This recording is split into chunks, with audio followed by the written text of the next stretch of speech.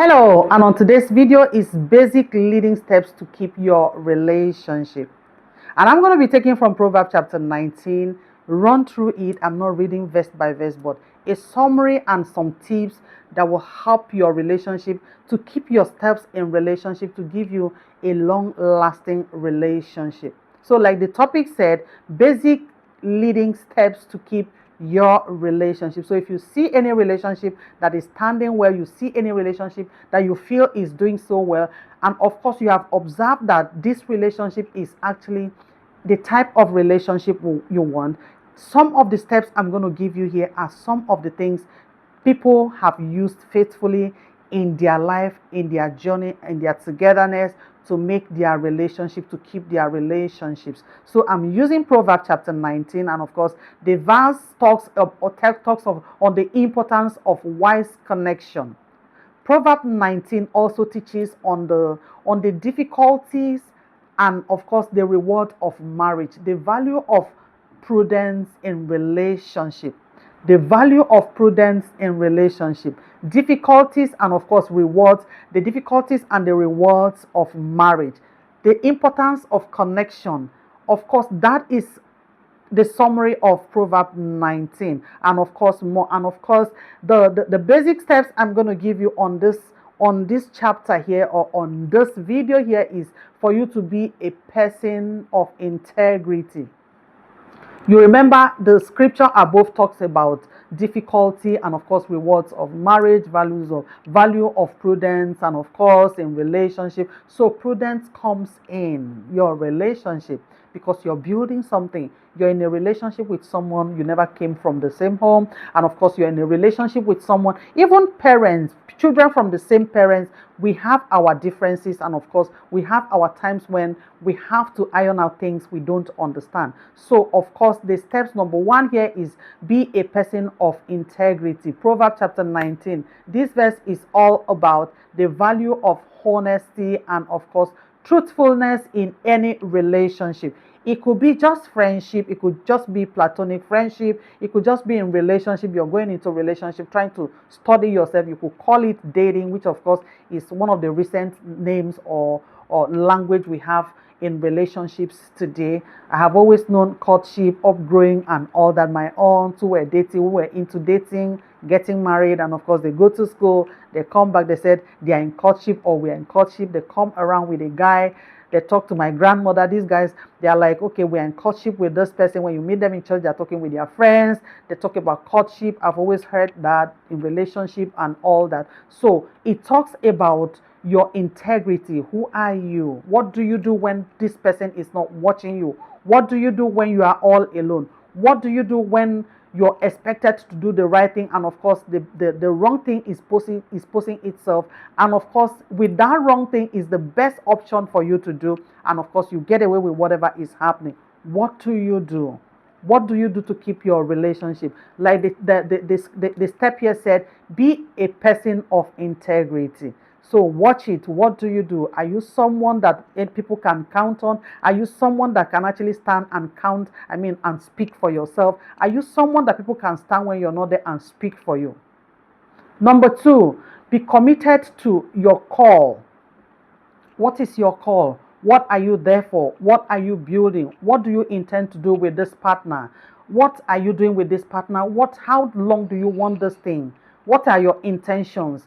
Partners should be able to trust you with, of course, money and of course resources. Your partner should be able to trust you with money and resources, and of course communication. If you're privileged to hear an information that your partner shares with you, your partner should be able to trust you with his or her informations. Are you the kind of partner that hears something? Let me touch this a little. Are you the kind of partner that hears something from your partner's family, or something is happening in the family, not to harm anybody, just is a way of life, or this is what you feel is not right with you, and of course checking it, there's just nothing wrong, and of course you're now communicating with another wife, the second wife, your husband's brother?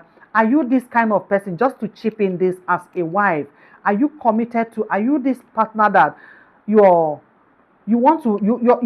try not to, you don't like to see peace, if I can use that word, Be committed to your call. Be committed to your space. Be committed to what you're called to do. You are a wife. Maintain that office of being a wife. Maintain that office of being a friend. Don't separate friends. Don't castigate people. Don't gossip people. I mean, learn to be yourself. Learn to be responsible in any office, in any position you find yourself, and learn to do it well. The next one is for you to be a partner who brings. Don't be a partner who brings shame. Yeah. So don't be a partner who brings fight. You invite fight, you invite quarrel. You like to see people fight, you like to see people in quarrel. People are not at peace, the family is not at peace. Learn to be at peace with your partner. Learn to be at peace with your in-laws. Learn to be at peace with your partner's friends, so long as the friends are not causing any harm to your relationship, even to your marriage. Learn to be the partner that, of course, you don't bring shame, you bring peace to your family, to your relationship. The next one is for you to listen to advice. Listen to advice, listen to talks when people give you advice, especially things that will help your relationship. This, like the topic said, basic leading steps to keep your relationship. Don't be a troublesome person. Don't be somebody that triggers trouble and you go back and you fold your hands, you watch people fight. Don't be that kind of person. Listen to advice and, of course, listen to the right people. Don't take your advice from the wrong people. I've always said it in some of my videos. Don't take advice from people who are coming from the wounded part of their lives. Don't take advice from people who are wounded. They can only express their pains. And of course, obviously, you're seeing their pains and you feel for them. You join them in their pains. And when you join people in their pains, you will not be able to judge why the pain is there. So please listen to advice and, of course, accept the truth and, of course, walk with the truth. Always seek guidance and counsel from people above you, people that are older than you, people that knows it, people like I'm talking about relationship here. I might not know it also, but to an extent, I have spent 15 good solid years in marriage. I can tell you this for free. I don't need to lie about it.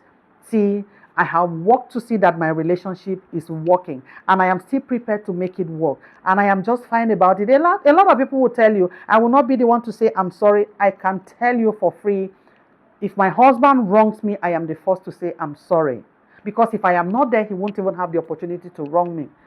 If my husband does something, I will be the one to go say I'm sorry, to welcome him back home. If I do something that is wrong, I own up and I say I'm sorry. If the environment is tense, maybe from my friends who are coming to visit, or from his friends, or maybe partners from the office, colleagues, I still say I'm sorry, because we came together and my friends have to come to the house and something this is happening, or we came together and your friends have to come and they talk about this and we got offended, or you got offended, or someone got offended amongst them. I mean, things happen live. So always seek guidance and counsel from people who are above you, and of course who you feel they are doing better in their relationships. It will help your relationship. Like I said, the basic leading steps to keep your relationship. So if you see any relationship that is thriving, that is doing so well, these are part of the things that are happening. Don't go out and come in with trouble and problems. Do not go out and walk in with trouble. Don't make trouble with people. Don't make trouble in the market as a woman. Don't quarrel as a woman. Don't quarrel. I know times are hard and things are quite expensive. Don't get triggered, and of course you speak to the market women, or you speak with someone and you get into trouble. You're having a quarrel out there. This is an era of video. Someone might take your clip and, of course, put it out somewhere there. Don't go out and come in with something that is harming your personality, your husband's personality. This can actually harm your relationship. So the basic leading steps to keep your relationship, remember, so do not get into trouble with anyone. The last one is for you to avoid noisy places. Avoid noisy places that will make you to speak when you're not supposed to speak. Avoid noisy people who will make you to say what you're not supposed to say. Avoid noisy places that will keep your head insane, will make you to go out of your way and do some certain thing and keep you stressed. My name is Ann Moses. If you have not subscribed to my channel, please do. It doesn't really take much. Subscription is free. Your comment will help me to do something in our next video for someone. And of course, if relationship advice is one of the things you're looking for, this channel is one of the best. This channel is one of the best, I can tell you this. The community here might not be as big as the ones you have seen, but this is where you get the raw truths. And of course, I am practicing it, and people I counsel, they practice it. And this is what is happening. This is the right way to go if you want your relationship to be good, if you want to keep your relationship and be at peace. God bless you, and I'll see you again, or make me see you in my next video. From here is love. Bye-bye.